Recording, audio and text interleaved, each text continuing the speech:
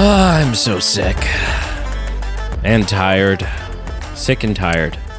That's not new news. Did your parents You're ever always sick and tired lately? like when you were growing up? Was your dad ever like, I am just sick and tired? Only when he was talking about things that I was doing. Right. Did you notice that like those two always went hand in hand? Like sick was always followed by tired. You knew if he was sick, he was also tired, and that it was your fault. Yeah. Yeah. Unless he was fed up, in which case that's a completely different issue. Right. Or disappointed. Oh, disappointed. I was never told. So disappointed. I never got that. I never got the, I'm just really disappointed, because I think that it was understood that was kind of like the stasis. That was the status quo. They're always disappointed. Yeah, there's always that level of disappointment, but sometimes it got worse.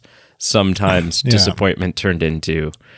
I feel like I'm trying to parent in a manner that's the hard hitter. Yeah, sure. Right. Then it's not that if then I don't have to yell and shout, and I can just be like, I'm so disappointed in you. Yeah. And it's like, that's like the knife. Yeah. And I don't have to yell and shout. Yeah. Yeah. Hello and welcome to the Movie Men Podcast. The B Team. I'm not Carl.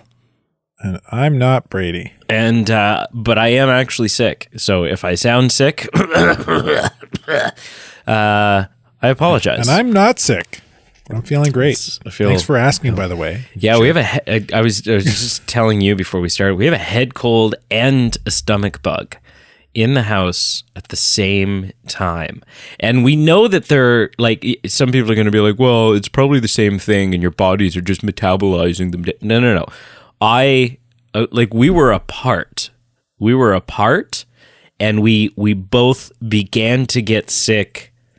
We were apart for 5 days, and then we both began to get sick with these different symptoms before reconvening. So we know that these are two separate things, and that we've created a superbug violent combination. Yeah. Yeah, and the stomach bug is from out of province. So we're like bioengineering, like it's, yeah. You are the reason monkeypox exists. I'm hoping that this results in something that I'm going to have a namesake for, that there'll be, like the Brady. The BB, the BB flu. The BB flu.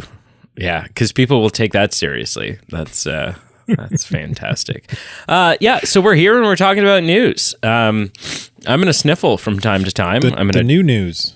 I'm going to try to mute my mic whenever, whenever I'm working something up or whatever. But Carl still sounds as velvety and smooth as ever. And so we're going to kind of rely on that to carry us through from an audio aesthetics standpoint. We got a bunch of stories. Describe my voice that way. Is that how it actually sounds? Velvety? I think of velvety, and I think of like what's his name that does Darth Vader's voice? James Earl Jones. Yeah, like or that's Morgan, velvety. Or like Morgan. I don't Freeman. think I've got that quality. No, in my tone or tempo of my voice. You sound. Your voice is springy. I feel like I'm more like Daffy Duck. It's kind of obnoxious. All over there, all over the place. Yeah, okay. Some lots of weird noises happening. Well, that's good. Know your strengths. Yeah. Know your strengths. I don't even know why you guys keep asking me on the podcast and why I'm now a part of the podcast. Well, I'm not built for audio quality. We invested the money in the equipment, and now it's just kind of like, I don't know. Oh, what the hell else are we going to do? No, so we have a bunch of news stories. So let's just hop right in. Sure. Jonathan Majors. As opposed to Jonathan Miners. That's sounds like a creepy... Jonathan Miners is like a guy from a horror film. It sounds like he's up there with like Freddy Krueger. Jonathan Miners is coming. Jonathan Majors, who plays Kang in the MCU. He was Kang, or at least what did they refer to him as in Loki? The one at the end of time? The man at the end of time. Yeah. Something like that. But now in Ant-Man and the Wasp Quantumania, and this is not really a spoiler, it's in all the trailers and stuff. Yeah. He's playing Kang. He is officially now Kang the Conqueror. And it seems like, now listen, I have yet to see Ant-Man and the Wasp due to the sicknesses, but you have, and we're not going to get into that because we will do a review at some point. But it does seem, even if you haven't seen the film, it seems like from an outsider perspective that Kang has got some staying power in the MCU, that he's going to be sort of our new Thanos, merely from the standpoint that we know that our next big Avengers film, the film that we're kind of molding the MCU towards, is called Avengers: The Kang Dynasty. So I can neither confirm or deny any of these rumors. So he's got some staying power. Contractually obligated to wait till our podcast episode. But either way, he's not like Jeff Bridges as Ironmonger. It's not like, this is not a one and done for Jonathan Majors. And as such, not that he gets to call any shots. At the end of the day, he is just an actor. It doesn't matter how big or how little the role. But the bigger a role you're in, the more people are kind of curious about your opinions and how you'd like to see the franchise that you're in turn out. And Jonathan Majors, in a recent interview, said that he would really, really, really, really, really like Robert Downey Jr. to return as Iron Man in the Kang Dynasty. Now, he goes on to talk about his reasonings, and none of them are because that's what the story's asking for. They're mostly like, RDJ's a legend, man. Like, I just want to work with Robert Downey Jr. I think that he thinks he did say that he thinks the dynamics of Kang and the dynamics of Tony Stark would play well together on screen. And they literally play they mess with each other in the comics too. So script wise, there's all kinds of story to be drawn from. So this is not him dropping hints. This is not him, like, this is not any sort of confirmation. This is literally just one actor saying, who I'd really like to work with. But I'm curious, do you think, like, what do you think the odds are? Over under, let's say, over under 60% that Robert Downey Jr. is going to return as Iron Man in Kang Dynasty. Now, the one thing before you answer that is worth pointing out is that we are living in a multiverse world with the MCU. We are approaching, like, the follow-up to Avengers Kang Dynasty is Avengers Secret Wars, which is, I've speculated for a while, if you're going to blow open the multiverse and bring back some of these legacy characters, Secret Wars is where you do it. Because that's kind of like, you thought the big battle at the end of Endgame was kind of like the be all and end all of like, all the Avengers are on screen. No, that's Secret Wars. That's if they do Secret Wars justice, then that's that same thing. But instead of going up against a nameless army, they're going up against each other. Like multiverse versions Captain of America each other. Civil War, but like 10 times bigger. Yeah. And so, and I've been saying for a very long time, not only does nobody actually stay dead in the MCU, but, like Gamora, Agent Coulson, Gamora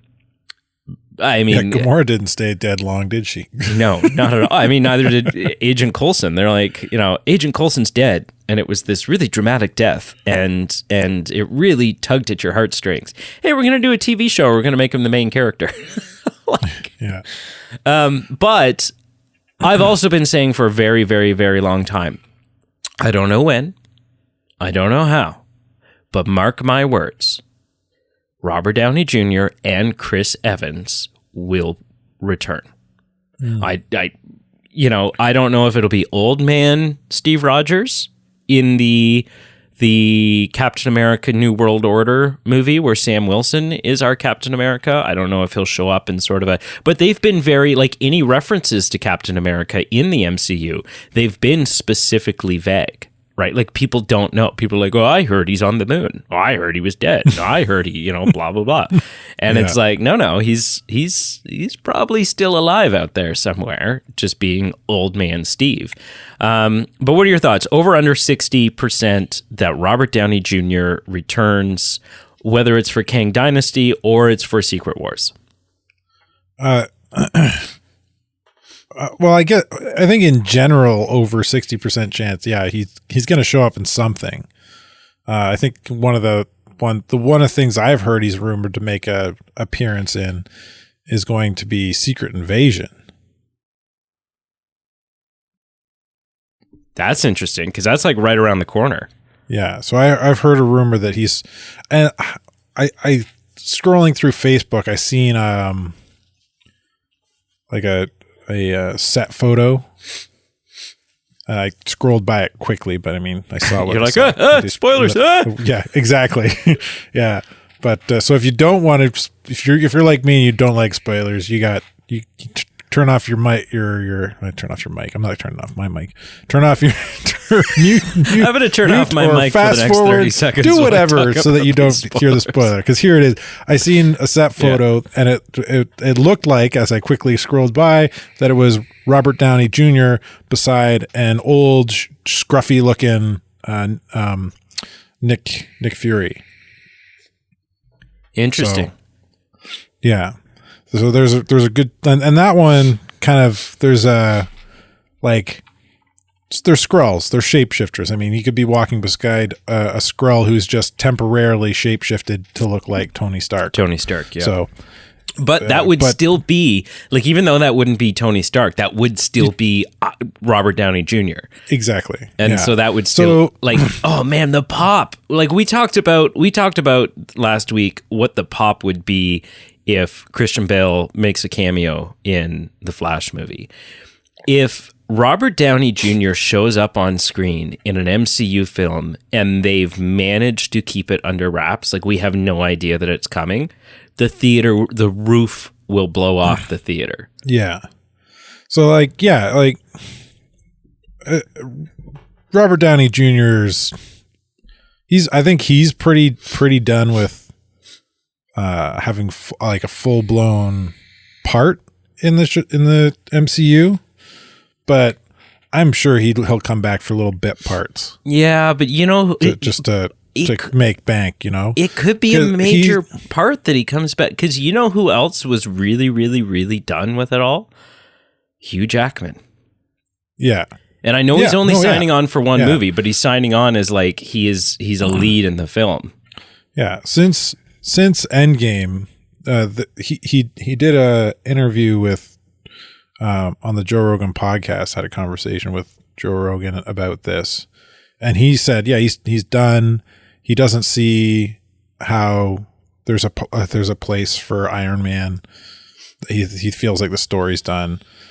And Joe Rogan, like, kind of like what we said, like, money talks, right? Like, yeah, if Disney calls tomorrow and says, that option, he kind of floated his own personal opinion of or sort of fan script about how he could come back. Yeah. So there's lots. So it sounds like as long as the script is right and it works and there's enough money in the dump truck, he's going to come back. Yeah. If Disney calls tomorrow and says, hey, Robert, and Robert says, no, I'm not interested. And Disney says 20 million. And Robert goes, I'm listening. Yeah. I don't think we're going to ever see an Iron Man 4. No, I don't think so. But I think he's definitely going to have... He's going to have supporting roles. Yeah, I think there's enough properties coming out, whether it's Kang Dynasty, whether it's Secret Wars, whether it's the Ironheart show, whether it's the Armored Wars, the War Machine story that was originally going to be a TV show, but then they were like, no, actually, we see, now we're going to do this as a big budget film. There's enough Iron Man adjacent stories happening that, even if it's just flashbacks, even if he comes in and films some flashbacks. Like Ironheart's armor is based off Stark tech.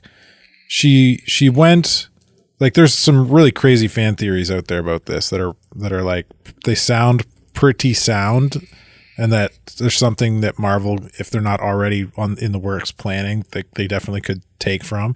So her name's Riri Williams, right? Yeah, Riri Williams, Ironheart. Her tech is based off Tony Stark's Iron Man Stark tech. She goes to the school where in Iron Man 2, he does that kind of holographic therapy, and he names it Barf, and then we get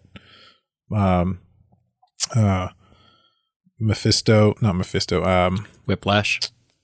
Pardon? Whiplash? No, we get what's his name from Spider-Man? Mysterio. We get Mysterio. Oh yeah, behind that, right? Yeah. That school where he's like, he does that therapy, and then he's like, all the kids get grants. All the kids get money. Like, she's going to that school. Ooh. Tony Stark's an alumni of, like, so. That's a fun tie-in. I like that. Yeah, so there's all this kind of cool tie-in stuff to even just Riri Williams and Ironheart that they could somehow, create a Stark AI to be Riri Williams' suit, or be Iron Lad, who's a completely different character that's kind of based on Iron Man Next Generation. Also, I hate to break it to you. You said that Ironheart's suit is based off Stark tech. I'm pretty sure everything in the MCU up until this point has been based on Stark tech. It just seems to be, they're like, okay, yeah, so what are we going to do? Well, Iron Man 1. Okay, well, someone gets a hold of Stark technology and uses it in the wrong way. Okay, perfect. We love it. Not Hank Pym's tech. Pym tech is different. Pym tech is different, yes. But you've got Ironmonger, Whiplash was Stark tech, Ultron was Stark tech, which means that ultimately so is Vision. Vision is Jarvis kind of mixed in with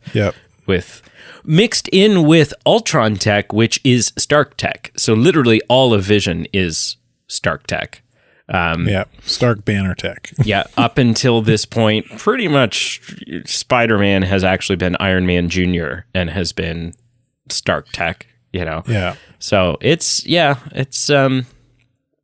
literally the entire plot of the second Spider-Man movie is these glasses, right? Yeah. The glasses that are, it's Iron Man tech through and through and through. But okay, so anyways, cool. Moving on.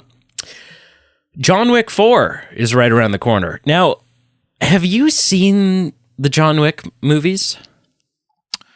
Have I seen the third one? I've seen the first and the second one. Right. I think I've seen the third one. Yeah, I've seen the third one. Okay, yeah. I have not seen any of them. Are they good? First one is definitely good, and they progressively kind of get. They're still good, but less. I would say less memorable. I've seen 3 or 4 of the Need for Speeds. I think 3, max 3. I haven't seen any more than 3 for sure. So I've seen the first one. I don't think I've seen Tokyo. No, I haven't seen Tokyo. I think I've seen the second and the third one after that. But anyway, it's kind of like those where they're fun, they're good, but I only ever really remember the first one. Right. The first one's the only one that really hits home. I think for me, I'm just not, like, I don't get on, I haven't hopped on this Keanu Reeves hype train that everybody else appears to be on. Fan.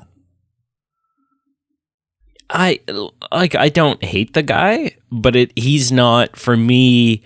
Other people are like, oh, it's of course it's going to be good. Keanu Reeves is in it. Like, I got to go see this. I got to go see it. It's Keanu Reeves. okay. Like it doesn't sway me either way on whether or not I'm interested in a project. Anyways, John Wick 4 is right around the corner.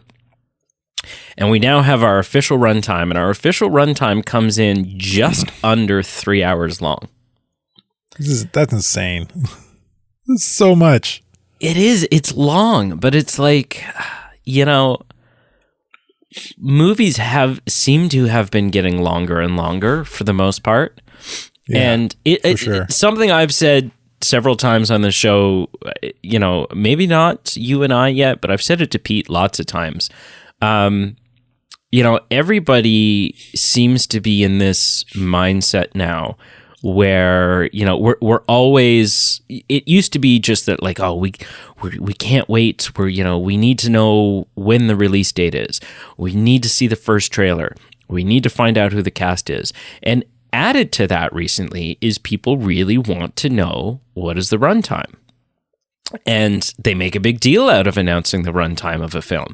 And there seems to be this misconception out there where people think that longer equals better, right? They'll see a new MCU property come out and it will be just under 2 hours. And they'll go, that's interesting. And then a film will come out and they'll be like, oh, it's 2 hours and 45 minutes. Like, it must be really good. Listen, runtime has nothing to do with the quality of a film. There are some great films that I've seen that, could have been 10 minutes shorter. It was a great film, but it could have been, there was about 10 minutes of trimming the fat in there. Great film, but they could have cut out an hour of it. And then the other way around is I've seen some great movies where I'm like, you know what? This could have benefited from being about 10 or 15 minutes longer. Like there's a couple of storylines, there's a couple of plot points that could have used a little breathing room. And so each film, based on the story that you're telling and the pace that you're telling it at and so on and so forth, each film has its own ideal runtime. And maybe for John Wick 4, that ideal runtime is just under 3 hours, right? Like Pete and I we're going to talk about this. Pete and I are going to talk about this week coming up.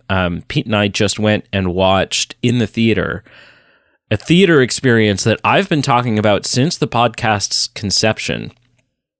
And then to celebrate its 25th anniversary, it's back in the theaters. And I'm like, holy shit, Pete, we got to go. Pete and I just went and saw Titanic 3D in the theater. Ooh, how's it end? They definitely tee it up for a sequel. There's definitely room for more. But you know what? Titanic it's a long movie. Yeah. And the movie ended, and Pete, it's like 3 hours and 10 minutes or something. And the movie, don't quote me on that. People are going to be like, I looked it up and that's not right. The movie ended, and the first thing that Pete did was he turned to me and he said, that did not feel like 3 hours. Because 3 hours, even though it's a long movie, it's the appropriate runtime for that film. Because there's 3 hours, 16 minutes. See, there you go. It's the appropriate runtime because you've got these characters. If you just, people are like, oh, they added this romance. Yes, because that romance humanizes the story and it gives you these characters that you can experience through. Yeah, you can experience the disaster through the eyes of. If it was just like, okay, we're not going to we're just going to focus on actual historical people and historical facts, it would kind of be a little bit of a boring film because you'd be like it would just become like an action, almost like, nowadays, obviously they didn't use a lot of CGI back then, but it would just become like a CGI fest. Whereas these characters humanize the story. So to spend the first hour and a half really introducing these characters and building their story and having that sort of love triangle tension that's happening and really delving into what a beautiful dream this ship was. Then when you spend the next hour and a half, and you need to spend an hour and a half really showing the struggles and how the sinking panned out for all the different classes that were on the ship, it ends up being the perfect runtime. And so I don't know, maybe John Wick 4, 3 hours is the right runtime.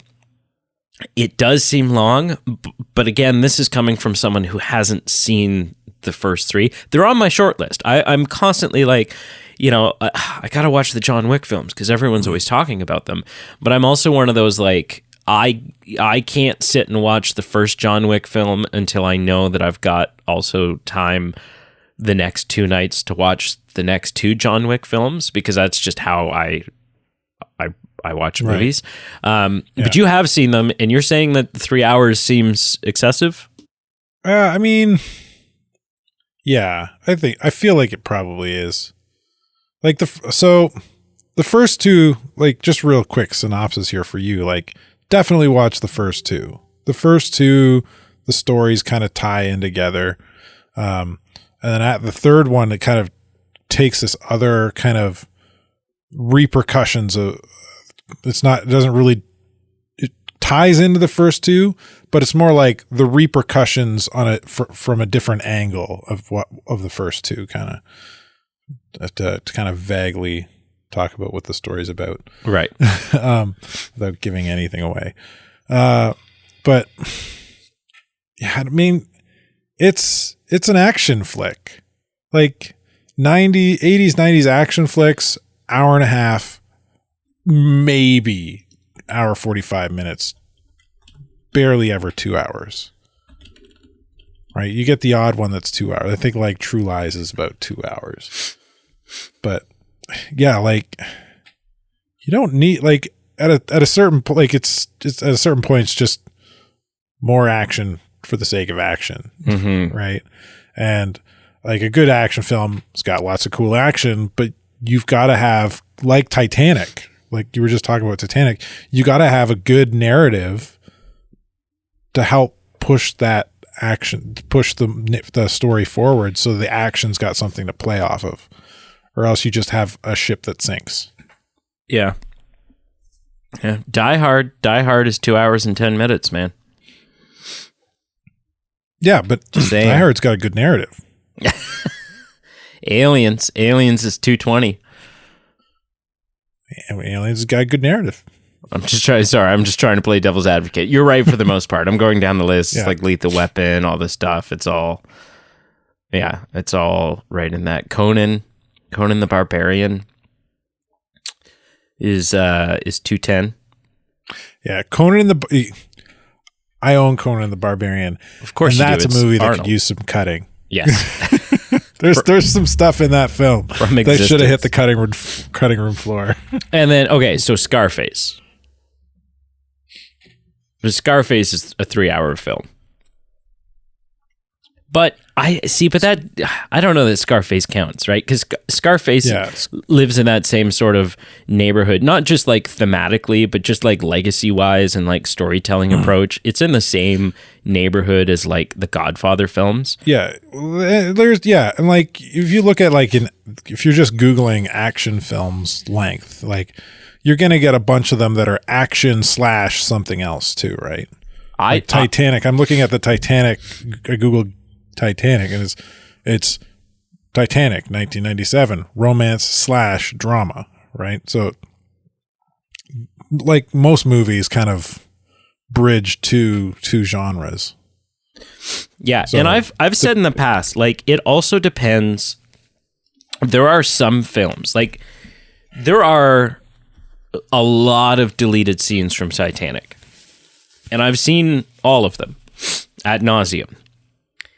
And I am a person who, if James Cameron, and he says he never will, but if James Cameron were to put together and release a 3 hour and 50-minute cut of Titanic, the Cameron cut, I would absolutely watch it.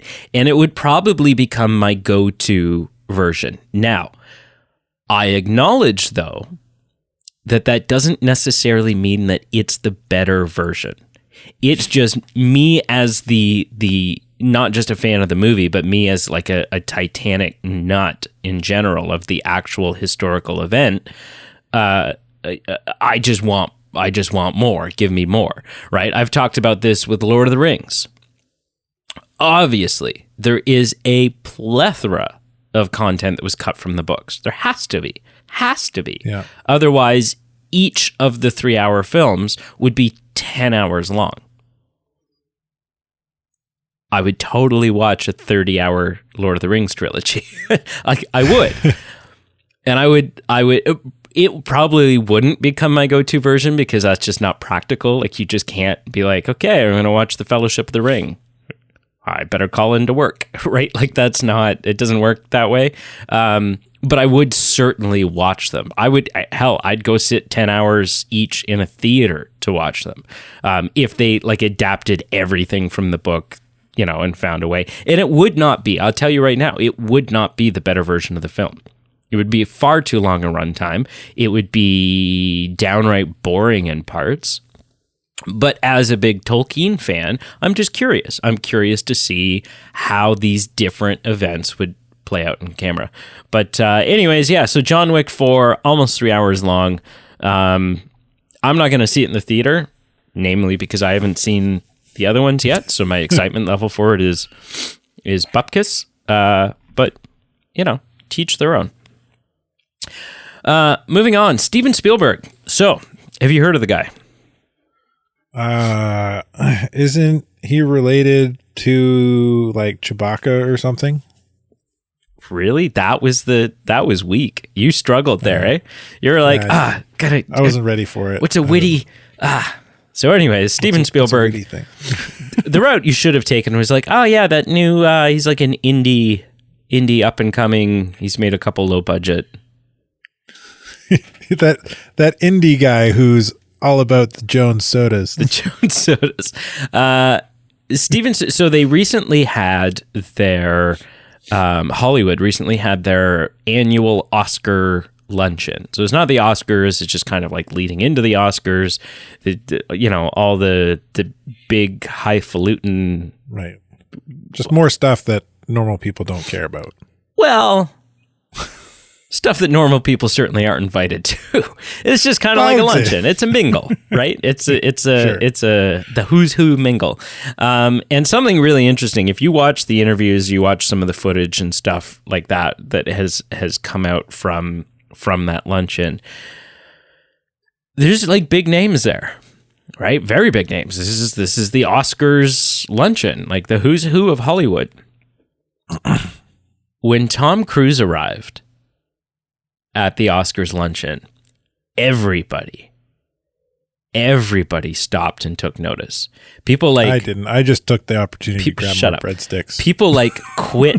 People like paused interviews to like look. Like big Hollywood people all had their eyes fixed on Tom Cruise. So even to the stars, Tom Cruise is a star. That's the level of, and that's coming from me, someone who has notoriously, been very honest about my opinions of Tom Cruise, has not taken a stance that is unswayable. I've come around to appreciate him. But the facts are everyone was excited when Tom Cruise arrived. Now, we have recording on the internet of a conversation. The audio is pretty bad, but if you kind of really listen, you can make out what they're saying. Tom Cruise was approached by Steven Spielberg at the Oscar luncheon, and Steven Spielberg shook Tom Cruise's hand and said, "Thank you. You and Top Gun Maverick not only saved movies, but very possibly saved the entire theatrical experience, like saved the industry." And Tom Cruise says, "Oh, thank you. Like, thank you very much. Like, that's, what an honor." And Steven Spielberg doubles down and he goes, "No, seriously, You saved, like, he's just like really wants Tom Cruise to get the point. No. You don't get it. You don't get it. You saved it. So that it is arguably the biggest and greatest film director. And they, like, if you're just looking at resumes alone, the biggest and greatest film director of all time has said to Tom Cruise, it is because of you and Top Gun Maverick that we're all able to be here today. So thank you. Because Top Gun Maverick, if you remember, was the one film that it was the only film that did not shut down during the pandemic. The production of that film did not shut down because Tom Cruise was using his own money to keep it going.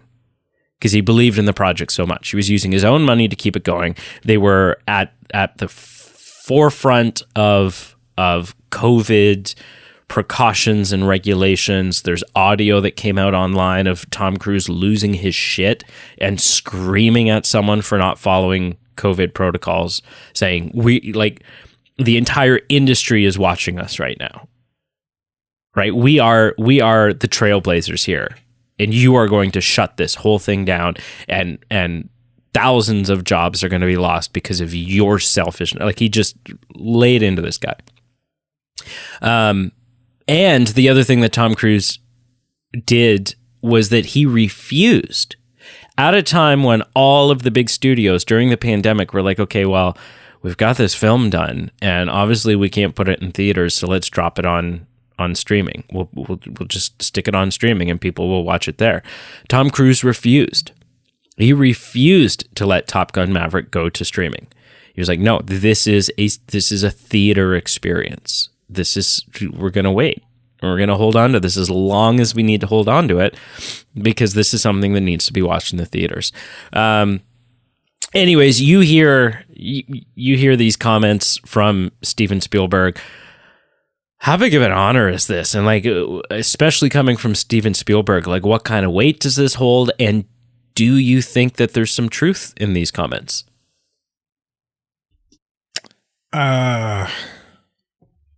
What does James Cameron think? James Cameron couldn't make it. He was at the bottom of the Marianas Trench or something. He was. I don't know. I'm not.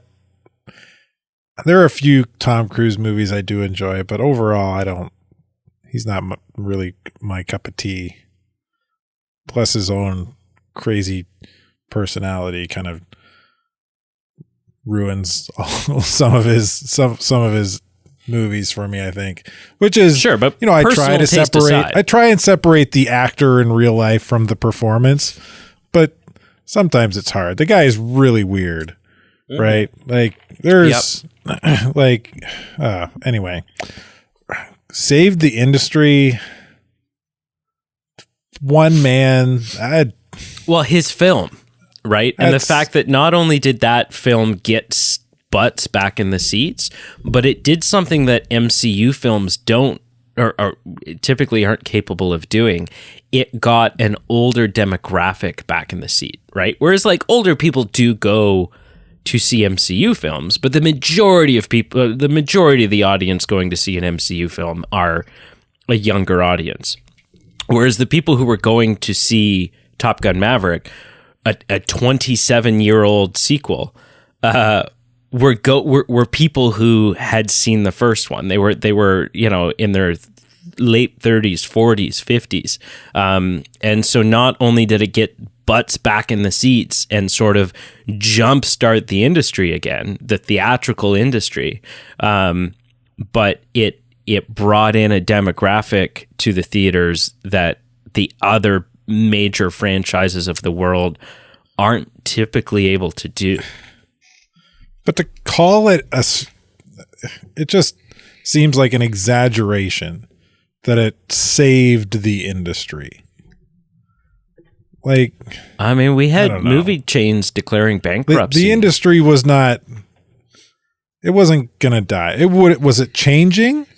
Sure, absolutely. Is it still changing? Yeah, sure, absolutely. Change is good. Change is life. But to say it saved the industry from like this, just a straight up quote like that, "You saved the industry," makes it sound like the industry was dead in the water and Hollywood was going to shut down. So no, not necessarily Hollywood, but movie theaters. Right. The experience of paying and going and sitting in a packed room full of other. I don't know. I don't know. I feel like. I mean, I haven't seen it. I haven't seen Top Gun. Oh, you're missing out. I'm not even. I've heard that. Yeah, but like the first one, I just feel like for an individual single movie, and you just kind of cherry pick the guy who put it. Yeah, he put a lot of money into it and work into making it happen the way he wanted to. But I don't know. Call me a skeptic, but I don't. You're a skeptic. I don't believe it for a second. Also in the world of Steven Spielberg. So back in the late 90s, early 2000s, Steven Spielberg was still making films, but kind of wanted to, he was a family man, right? And as we see all the time in Hollywood, actors who step away from acting, directors who step away from directing, they're like, hey, like I've got, like Elton John. Elton John is wrapping up he just did his last U.S. tour show, right? Because he's like, I've got a family, like I've got a husband that I want to spend time with, and I've got kids, and like I'll still make some music and I'll still play some shows. Sure, I'll probably always do that, but I'm not going to tour anymore because like I want to spend time with my family. And in the late 90s, early 2000s, that's kind of where Steven Spielberg was, and didn't want to commit to doing these major projects that were going to take him to the other side of the world and pull him away from his family for months, if not years at a time. And we just found out recently from Steven Spielberg himself that one of the projects that he turned down was the first Harry Potter film. That's what HP is. That's what, in the show notes, HP. Yeah. Not the sauce. I thought it was like a Home Improvement spinoff. No, that'd be HI. Performance or something. Yeah. I don't know. Or maybe it had something to do with HP notebooks. Now, listen, the first two Harry Potter films were directed beautifully by Chris Columbus. Obviously, it was a successful franchise regardless.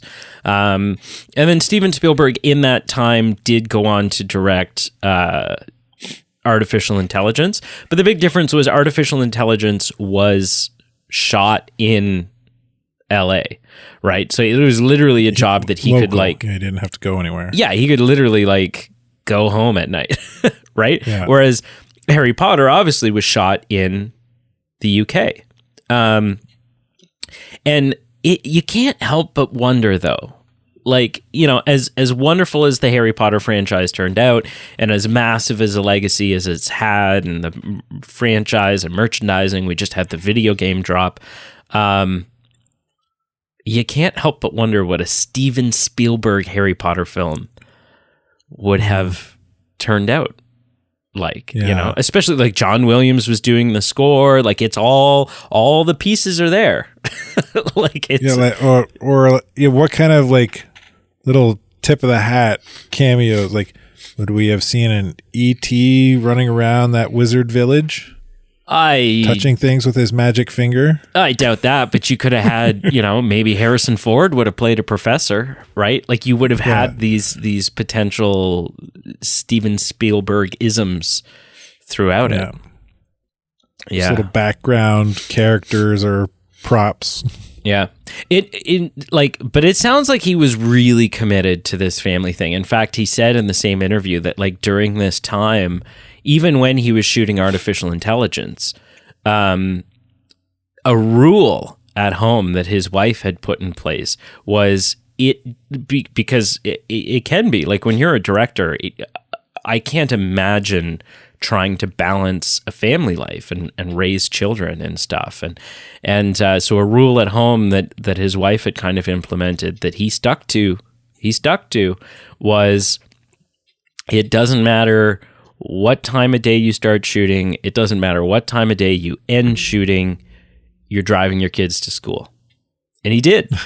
And he did. And he says that was one of the best decisions that he's ever made, right? So even if he had to be like on set at, 5:30 a.m. and, do whatever, he slipped away for an hour so he could go take his kids to school. And I think that that's just so cool, right? Because it's like, that was their bond. Each and every day, they still had that sort of connection time that, Dad is putting a Hollywood movie on hold so he can come drive us to school. And that's so cool. Yeah, that's pretty cool. Okay. One of the biggest MCU films that we've gotten in a while, probably the biggest one that we've gotten since Endgame, was Spider-Man No Way Home. Did a lot of really cool things. Cool things. One of the really cool things that it did was it kind of ended the film by setting up, okay, here is Spider-Man. No more tech from Tony Stark. It is literally Peter Parker living in a probably less than legal apartment with a sewing machine, making his own Spider-Man suit. He's got nothing but his powers. And it was exciting. Street level Spider-Man. Yeah. No more globe-trotting, space-faring Spider-Man. Yeah. But it also set up some really interesting questions because we had a world now where people know Spider-Man, but nobody knows Peter Parker, right? Peter Parker doesn't exist for all intents and purposes, right? Like, there's so many questions. Like, can Peter Parker go back to college? Like, how he doesn't have a transcript, right? Like, how does that even work? And so shortly after Spider-Man No Way Home came out, there were some comments from the MCU. There were some comments from Tom Holland that kind of made it seem like this was the end of that story. Because in all the interviews for Spider-Man No Way Home, Tom Holland and Zendaya, they were all saying, like, it was a really emotional shoot for us because it was us sort of saying goodbye to these characters the way that we've known them, right? Like, it's kind of us, like, it was an emotional shoot. And so that led to a lot of speculation. Like, is that it? Are we done? Is that where it's leaving us? And in some ways, that would have been okay. As exciting as what the end of No Way Home sets up, and as many questions as it kind of poses,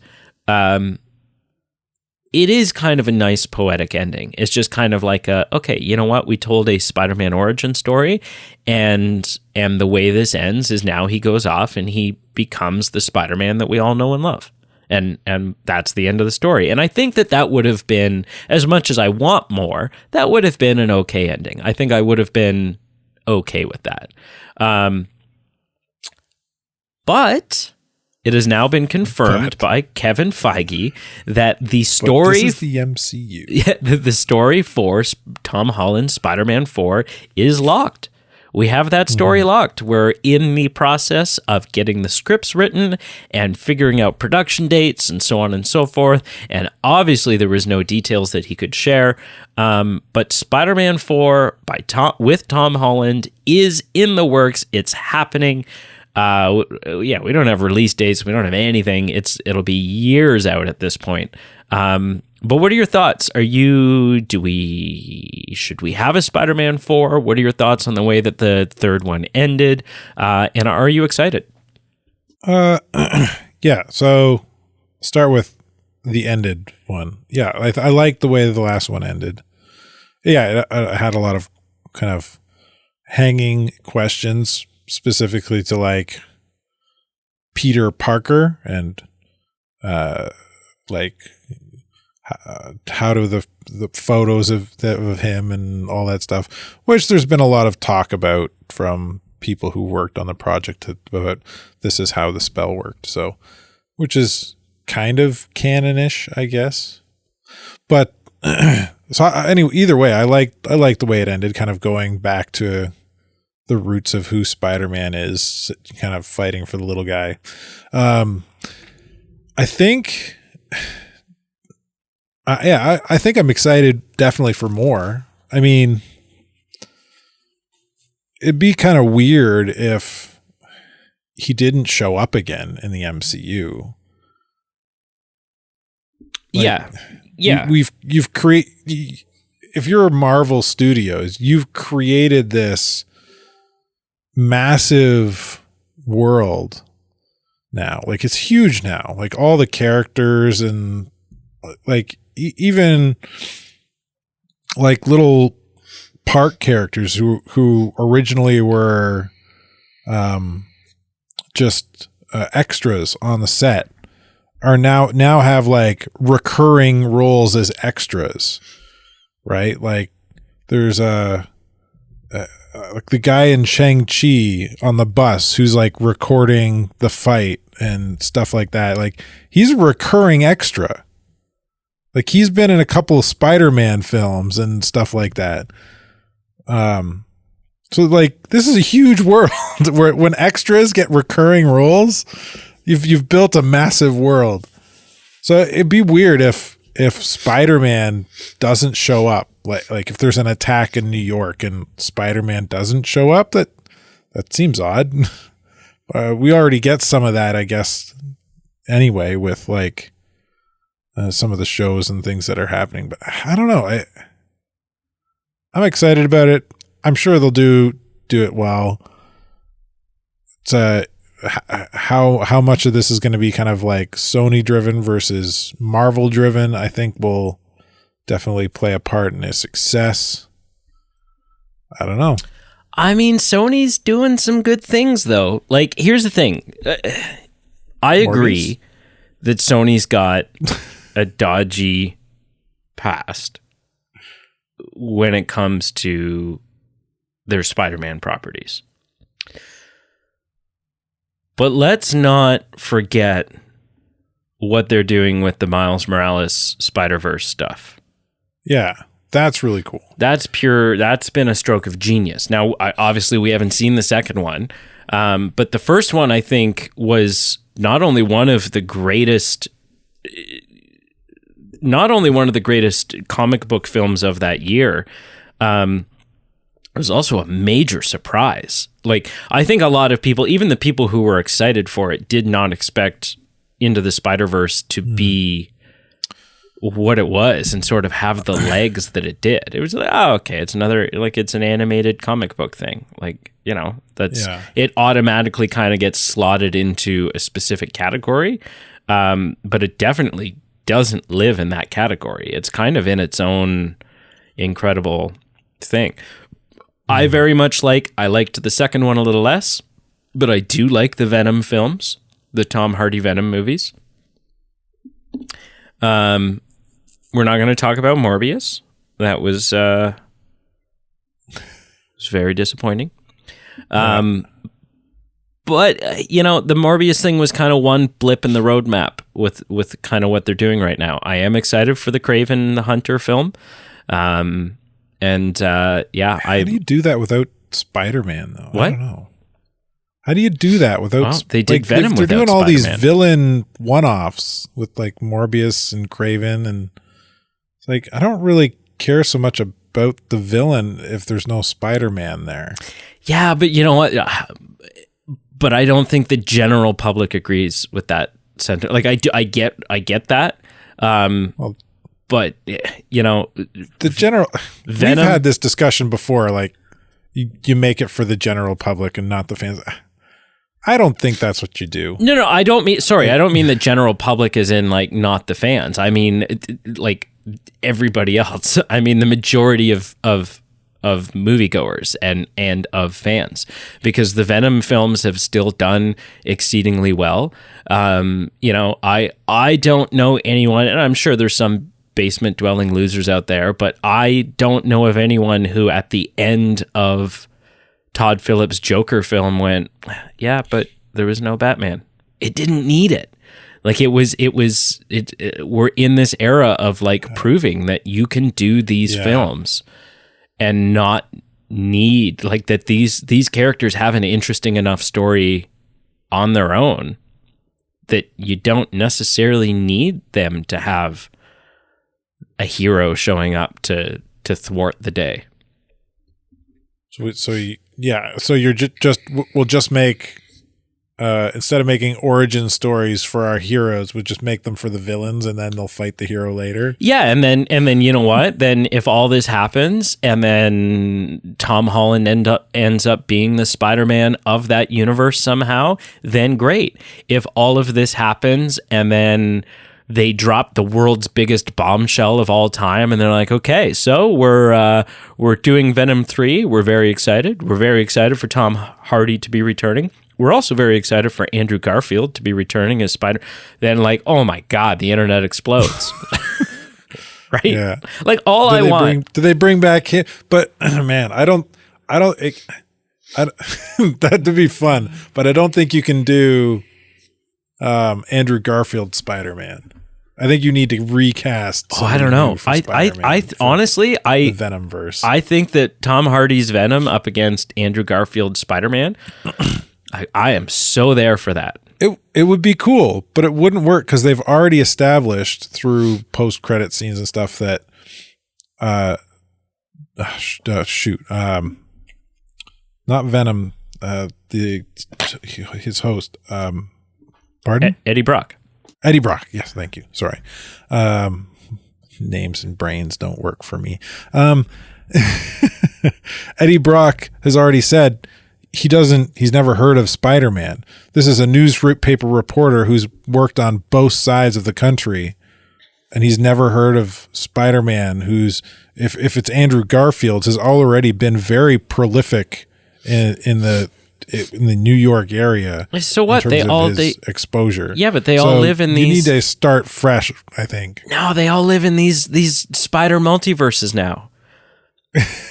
Right? Andrew Garfield we've seen Andrew Garfield get sucked into one universe, suck him into another. Yeah, but that's not his universe.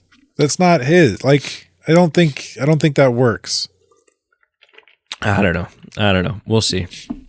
Anyways. I guess if there's no Spider-Man there, because he doesn't have his MJ or whatever, he can hop over to another universe and find it again or whatever. Yeah. Yeah. Okay, moving on. Yeah. A teaser trailer. Not even, let's be very clear. This is like a 30-second thing. This is not an actual full proper trailer. But they've already had this. Yeah. So they already had one of these too. They already had one, and it was actually a teaser trailer that was a little bit longer, but we do get more faces in this one. We get the reveal of the villain kind of sort of teased at the end. But another teaser trailer for the live action Little Mermaid movie has dropped. Up until this point, just to give some backstory, like, you know, so what have we had in this kind of like realistic live action adaptation genre? Well, we've had Beauty and the Beast, which I really enjoyed, except for one moment that I think like almost ruins the entire film. We've had Aladdin, which I also really enjoyed and was excited for. We've had The Lion King, which I did enjoy it. There were definitely some changes I would have made, but I was still on board and there for it and excited for it. I know that there's a Snow White and the Seven Dwarfs coming. That's my favorite animated film of all time. So I'm dubious, I'm cautious, but I'm also very excited for it. So far, these trailers for the Little Mermaid thing, they're just not getting me excited the same way that other Disney live action adaptations have. And I don't know if it's because they're not showing enough yet. And what they are showing just isn't the stuff that's going to get me excited. I think the world looks beautiful that they seem to be building. I think it's going to be a very beautiful, pretty film to look at. I don't know. For some reason, this one doesn't have me jumping up and down. Oh gosh, I can't wait. But you saw it, or saw the trailer. Yeah, I don't. Maybe you've seen the movie. I don't know what your connections are. But you've seen the teaser trailer. You being a person, if you can, comment on this trailer in a vacuum. Try to remove your I don't like, just do something fresh. We know, yeah. we get it. But in a vacuum, just simply looking at this teaser trailer, what are your thoughts? Okay, yeah. So vacuum thoughts. If I vacuum up my thoughts, Hoover this. This is what it looks real stunning, I think. I thought, like, one of the things that hit me almost instantly in this is the shots of Ariel swimming around. It looks natural. It looks like she belongs there. She looks like a fish. Yeah. Like I can't say the same for our Submariner friend from Namor. Yeah. Sorry, Namor. Black Panther. Like all the underwater scenes in that movie. Every time it happened, I was like, they literally just shot this in a pool with people. It looks so these people do not look like they live down here their entire life. Namor, this just dawned on me. Namor in moving through the water in Black Panther Wakanda Forever looks like Christopher Reeve as Superman moving through the air back in the 70s and 80s. Like, it's just effortless. Like, it's just this, like, and I get he's a different species. He's like, the water's his home, like, blah, blah, blah. But it wasn't like, like, put some effort in. Like, even Aquaman looks better in the water. Yeah, like, they look like they're literally just human beings swimming around, which, yeah, okay. To a degree, they were human. They drank the potion stuff. Now they can breathe underwater. But they look, you'd think after thousands of years of living underwater, they'd be able to swim with some grace and, like they've been living underwater for thousands of years. Well, he spends all his time brooding instead of practicing swimming. So, yeah. So, like, Submariner, the extras in the background, and what did they call it again? Attila? No. I don't know. It's Atlantis and not Atlantis. Yeah. They changed the names for the movie for some reason. Anyway, yeah. So, like, the visuals look stunning. It looked like she's a fish. Looks like she's supposed to be there. Not like she's not. Which was striking to me after watching Black Panther within the last few months. So, yeah. I mean, beautiful voice too. It's a singer that plays Ariel, right? So yep. She can sing the part. The Ursula laugh is on point. Oh yeah, who plays her? I have no idea. I'll look that up right now. Yeah, like some of those old Disney movies have got some really scary, creepy points. And for me, she was always like top tier creepy in terms of Disney creepy villains. Like, scary. Right up there with the evil stepmother from Snow White. Yeah, like scary, nightmare scary. Yeah. Ursula is played... What? No. I gotta Google it now. It's Melissa McCarthy.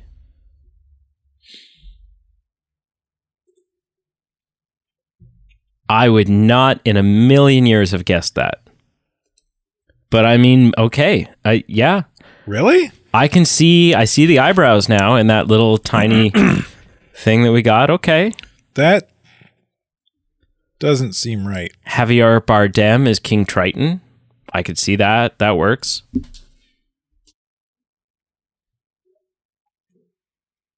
That doesn't seem right.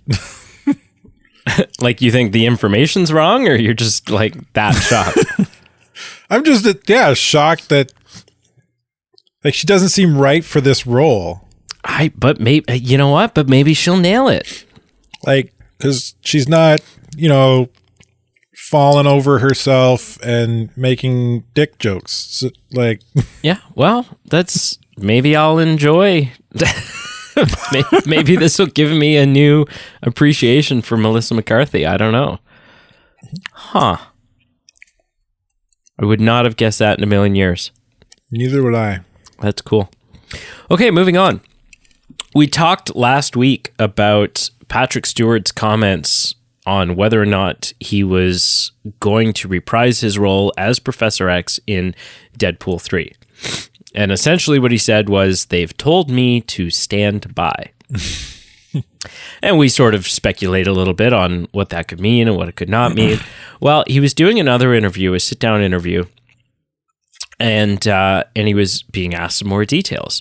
And Patrick Stewart said he started talking about Sir Ian McKellen, and he says, "Yeah, I was talking to Ian after I reprised the role in Doctor Strange, and I guess Ian McKellen had said had done a little mini review of Patrick Stewart's performance in Doctor Strange and was a fan of it, and was talking about how he would have loved to have also come back and that's something he would have done, and blah blah blah."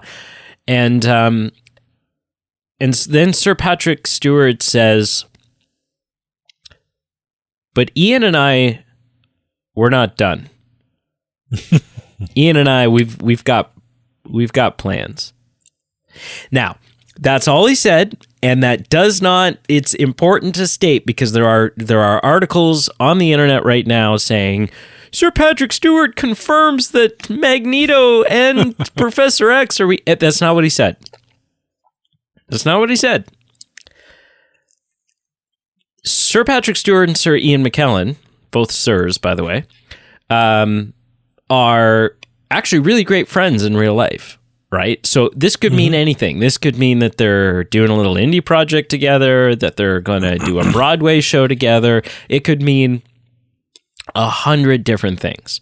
That, hey, we're it didn't work out for him to come back as Magneto, but we've got plans to work together.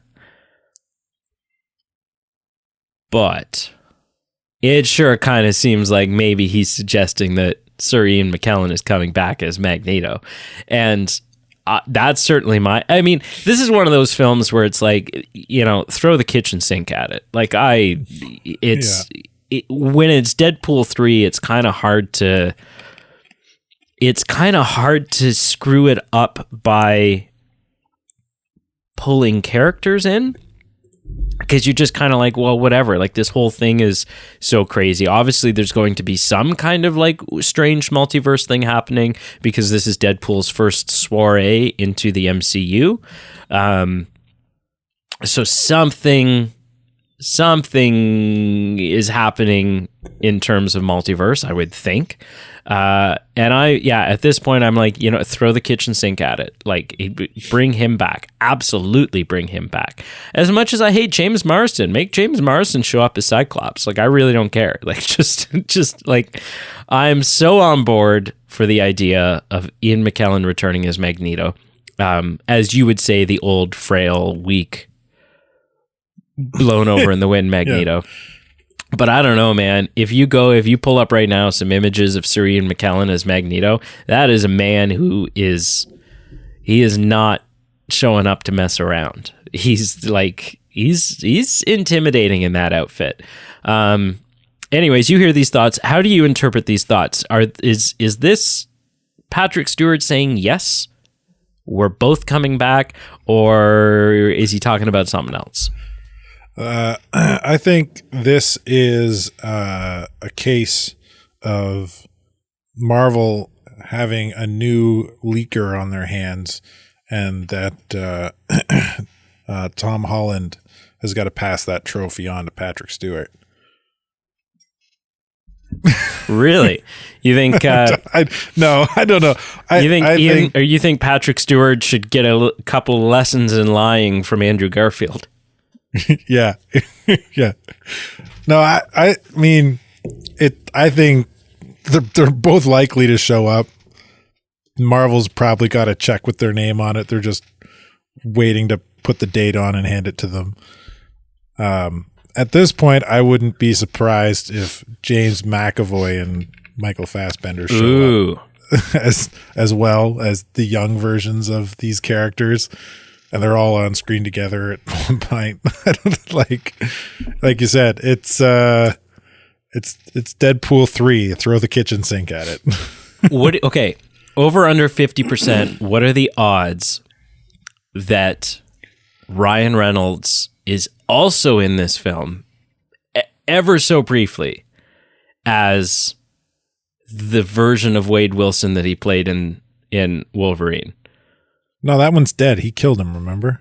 Yeah, he goes back in time and kills him, but who knows? Like, it could be anything. In Deadpool Inception. Oh, I think that'd be so good. Who the F is this guy? Or you get Ryan Reynolds playing Deadpool, Ryan Reynolds playing Wade Wilson from Wolverine Origins, and you get Ryan Reynolds playing what's his name from Blade Trinity. Yeah, there you go. Yeah, because they could do that, right? I mean, they even they couldn't physically show him, but there's been so many references. There's been references in each Deadpool film about his portrayal of Green Lantern. Now, obviously, you can't, for legal reasons, you can't have him show up as Green Lantern. But they even, in the first one, he just goes, "Please don't make my super suit green or animated." And so that was obviously a Green Lantern one. But in the second one, in those that post-credit montage thing, we see Ryan Reynolds reading a script that clearly says Green Lantern on it. Yeah. Yeah. I think it's Deadpool. They can go anywhere with this, especially with it now being a Marvel property, and especially with Marvel having already set up a multiverse. Oh, yeah. And having different versions of the same hero on screen. They could get absolutely crazy. How much do you think of their decision to go full in on this multiverse stuff in the MCU was them knowing that they'd acquired so many more properties and that they were going to have to find a way to explain some of this? Even though I've said for a while that the X-Men that we're going to get in the MCU are not going to be Hugh Jackman is not going to be the MCU's Wolverine. Even though he's going to appear in an MCU film as Wolverine, he's not going to be the MCU's Wolverine, but they are going to have to explain. They have worked their way into an interesting corner here, unless they use the multiverse when it comes to explaining mutants and when it comes to explaining the X-Men, right? Because either mutants and the X-Men have kind of always been there, in which case, what the hell? Where have they been? If they've always existed, then where have they been? And if they haven't, if somehow in the MCU we're going to see the inception of, or the birth of mutants, that kind of undermines a lot of the story of the X-Men. That kind of undermines all of these years of prejudice and ridicule and sort of what they're fighting back against and what Magneto's motivations are. Right.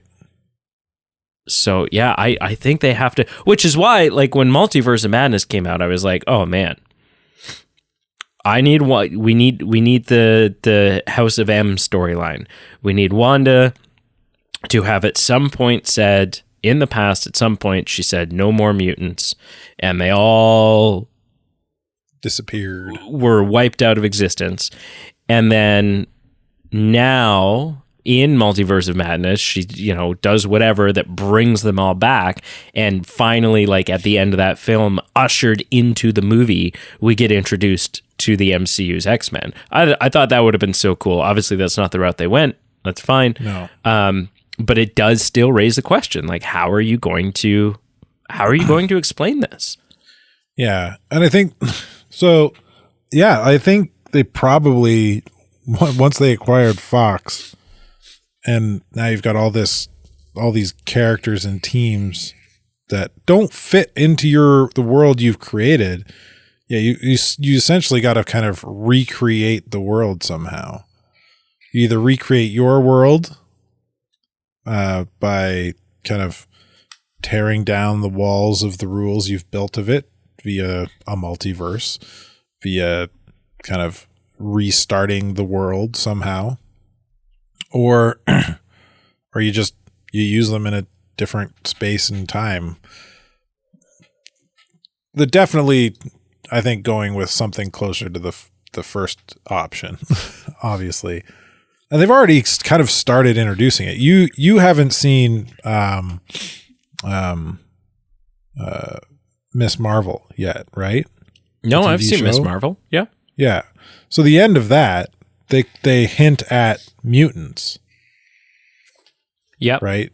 She's talking to her buddy, and he says, I've run the DNA, your DNA, and it's not human. It's I can't remember the exact phrase he uses. So right, but I'll use my abbreviation. He says it's mutated. It's mutant. It's a mutant. Yeah, it's paraphrasing. something mutant about it. And as he says that, you get a very subtle background. The music subtly changes to the 90s X-Men theme for just a brief second. Yeah.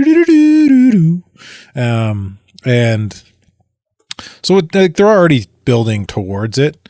Just how is it going to kind of explode onto the scene?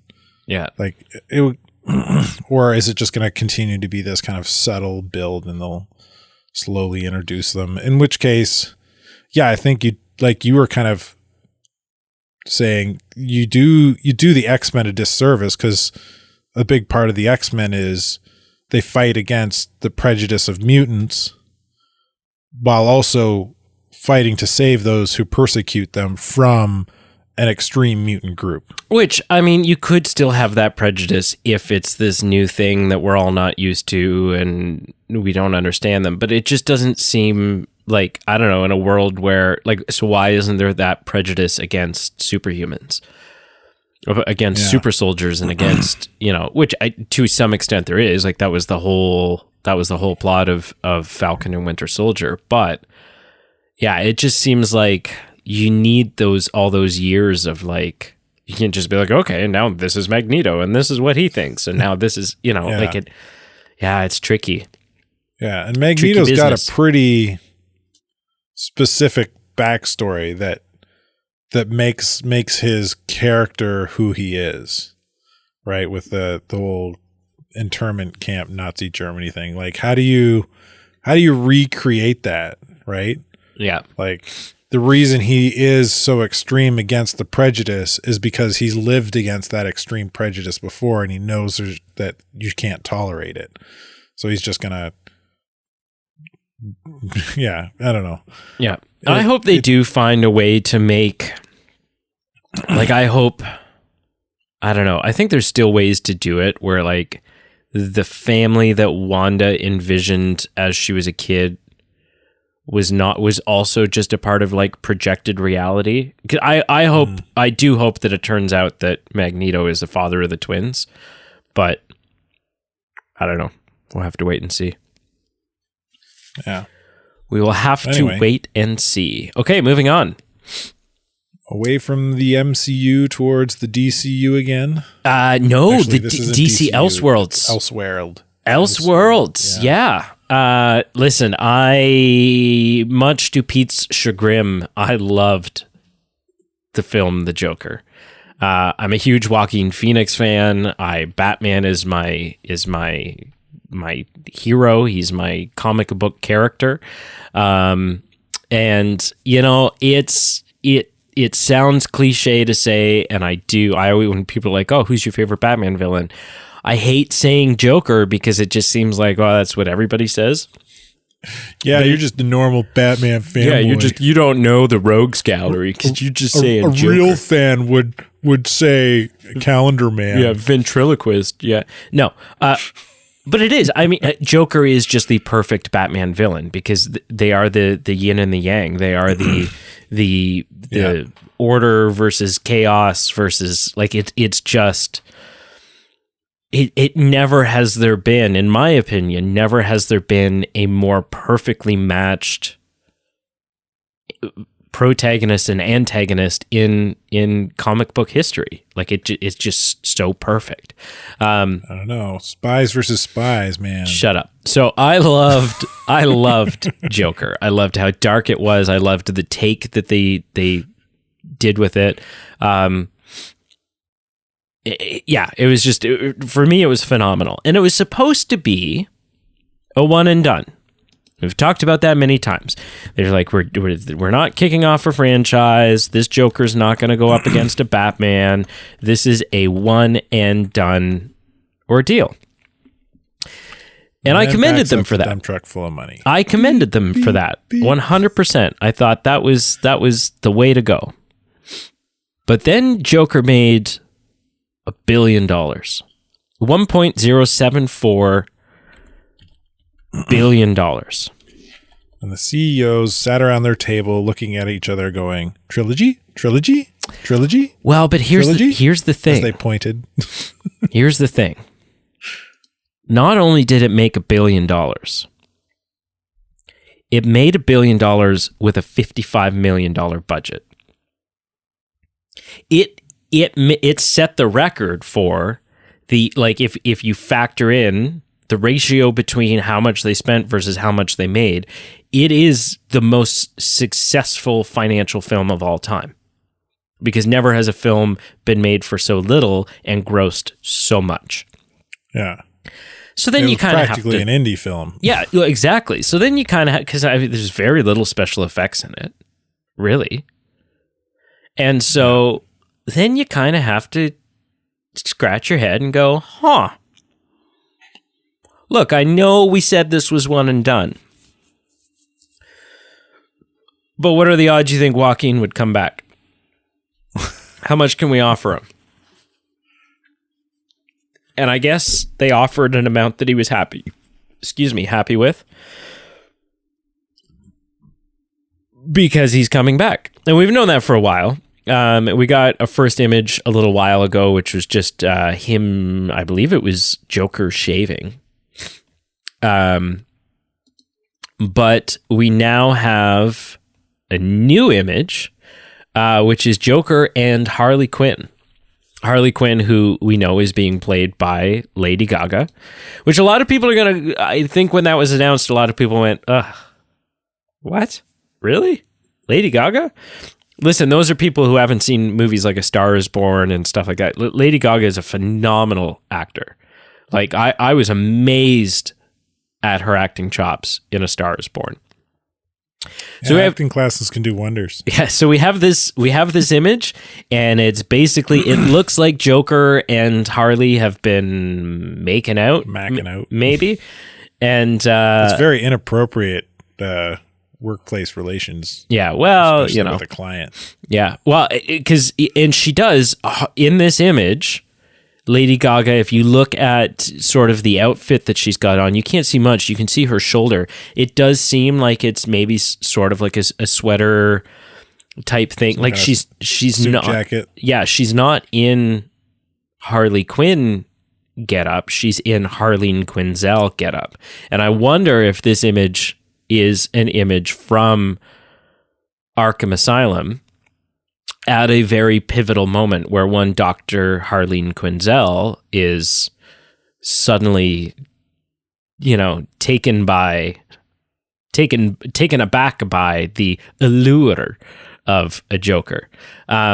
Listen, this image is perfect. This image, there's so much said in so few, in zero words.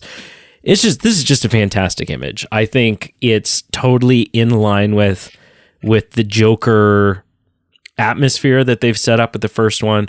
I don't think we're going to get... I think it's going to be a very different Harley Quinn. I mean, it was a very different Joker that we got, and I think it's going to be a very different Harley Quinn. I don't think it's going to be the New York accent like Mr. J. That wouldn't fit. It wouldn't work. Margot Robbie's... I don't know. This only works for me if she calls him Puddin'. Puddin'. Margot Robbie's performance of Harley Quinn is fantastic and great in its own, that's sort of more of the animated series or video game version that we're used to seeing.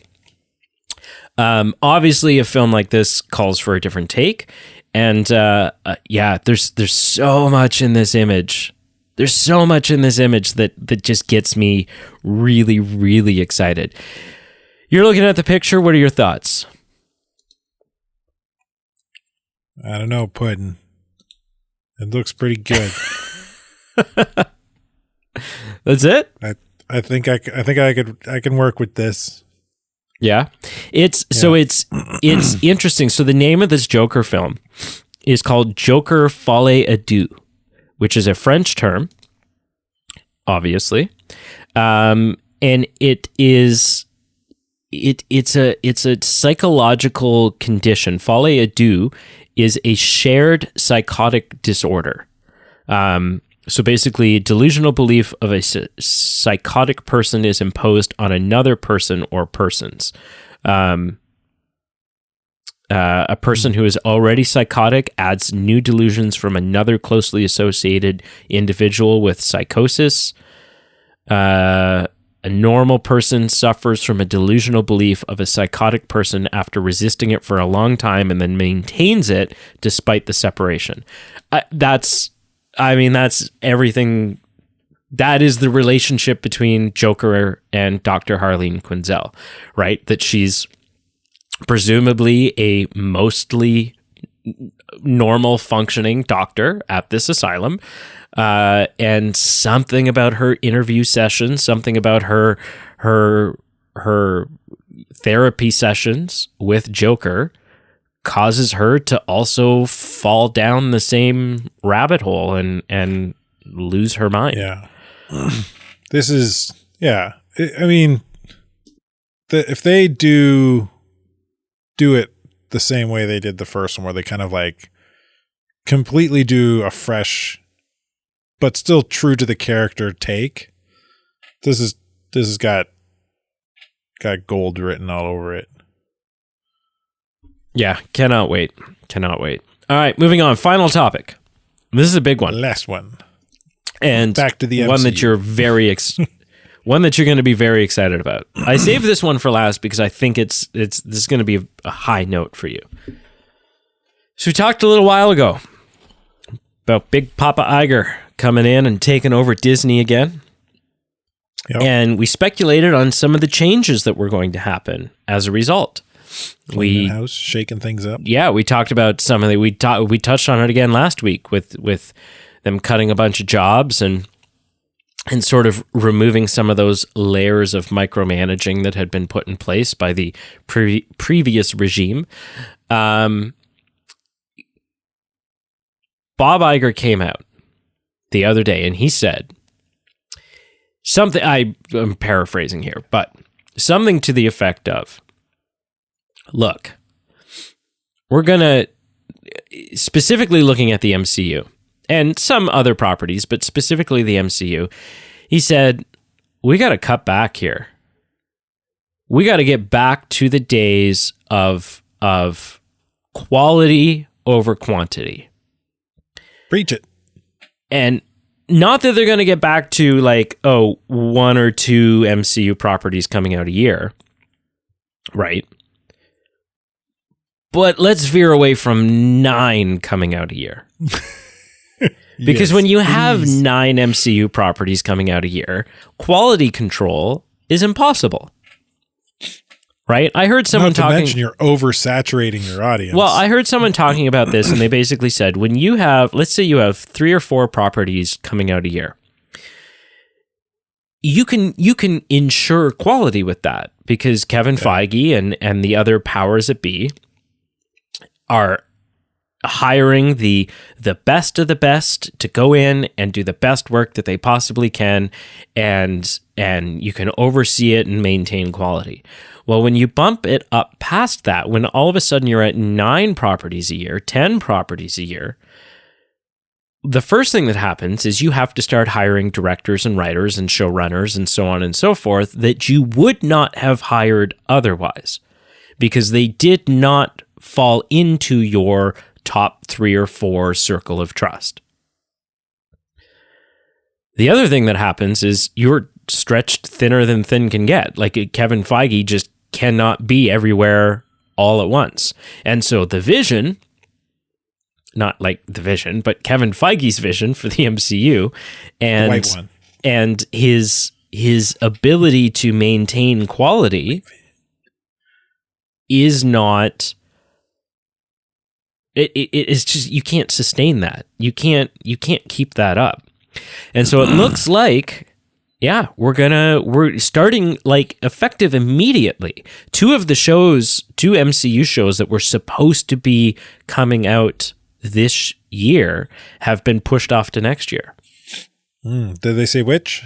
We're still getting Secret Invasion this year, and we're still getting Loki season 2 this year. So I think the ones that have been, season 2 makes a lot of sense. Yeah, so I think the ones that are getting pushed off are the Echo series. Yeah, that makes sense. And get rid of that. We don't Ironheart. Yeah, we don't really need that, I don't think. Yeah. Well, I mean, they're still coming, but we're just like, we don't need them right now, though. Right? Yeah, they're not crucial to the overall story. Yeah. So that's kind of it in a nutshell. That they're gonna reel it back in and go, okay, we need to get back to a place where instead of just going, how much content can we vomit out in a short period of time, how much content can we make and still ensure top-notch quality across the board? Obviously, it goes without saying, I'm all for this. I'm very excited for this. Yes, it will mean less content, but that's okay. Like I said, as long as we don't get back to like 1 or 2 MCU properties a year. Like, I don't want 1 movie and 1 show, because that's a long wait. But if we get 2 movies and 2 shows, if we get a movie in April or February, and we get a movie in October, and we get a show in March, and we get a show in August, then that's enough that, you know what, there's several weeks, maybe a month in between any sort of MCU property, as opposed to now where there's like overlapping. You've got, this show's, the last 2 episodes of this show are going to overlap with the next 2 episodes of this show, and then also there's a movie coming out in there, and it's like, you just can't do it.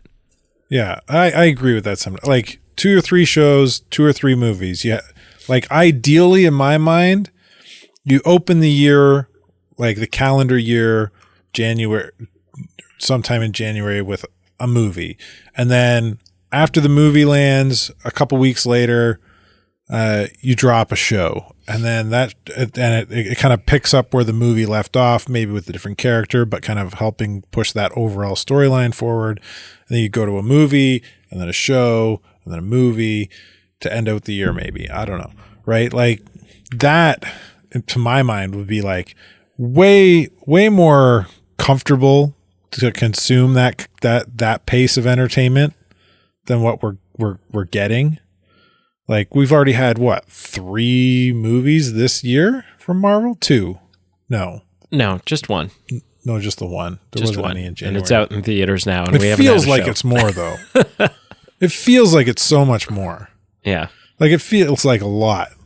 Well, because in November we just had Black Panther. Yeah, but it just feels like so much content, and a lot of it, like you were saying, it's not great. Like the quality control is not great. No. So, man, yeah. Yeah, like She-Hulk. Like cut it down. Like and let's get back to making it quality over quantity. Yeah. It's and then yeah, like enough content that it feels like that overall story is being pushed forward,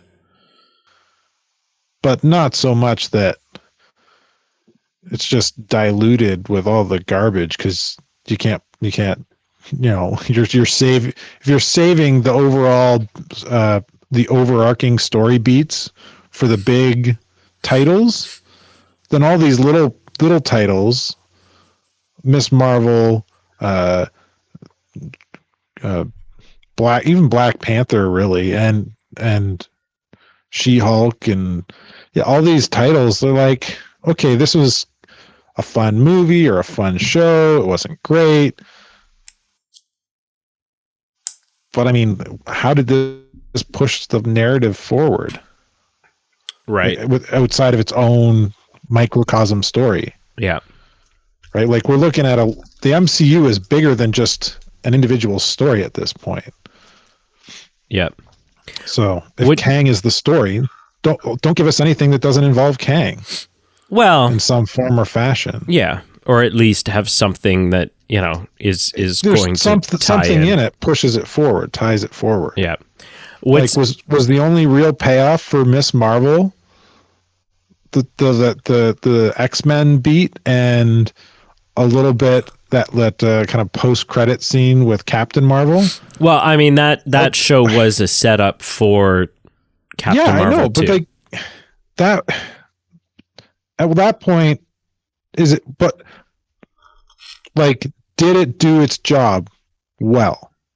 I think so. Did we even need it? Do you need that Miss Marvel setup for Captain Marvel? It's not even Captain Marvel anymore. It's the Marvels. Yeah, I mean, I think WandaVision did that better than Miss Marvel did. You could have the Marvels with no Miss Marvel.